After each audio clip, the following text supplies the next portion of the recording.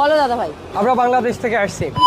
বড় restaurant definitely করবো না, কিন্তু হ্যাঁ এরকম আরো অনেক স্পাইস হোটেল ডেফিনেটলি খুলবো, যেখানে নাকি তুমি আমি যারা প্রত্যেকটা মানুষ 1 থেকে 100 অবধি প্রত্যেকে অ্যাফোর্ড করতে পারে। ঠিক আছে, বলো দাদা ভাই। আমরা বাংলাদেশ থেকে আসছি। হ্যাঁ, দুজন। হ্যাঁ, দিদির হোটেলে খাবারের জন্য আসছি এবং দিদিকে দেখার উদ্দেশ্যে আসছি। আমরা বাংলাদেশ থেকে আসছি, যা শুধু দিদিকে দেখবো এবং সবসময় ফেসবুকে দিদিকে দেখি, এটা দেখার জন্য দিদিকে এখানে আসছি, যে দিদিকে একটু দেখবো, দিদির হাতের রান্না খাবো। এই কারণে আমরা বাংলাদেশ থেকে আসছি। সবাইকে নিয়ে দেখাবো, বন্ধু বান্ধব সবাইকে দেখাবো যে আমরা নন্দিনীদির হোটেলে আসছি। নন্দিনীদির দোকানের খাবার কেমন লাগলো? খুবই টেস্টি, খুবই টেস্টি। রেস্টুরেন্ট থেকে অনেক সুস্বাদু রান্না দিদির এখানে।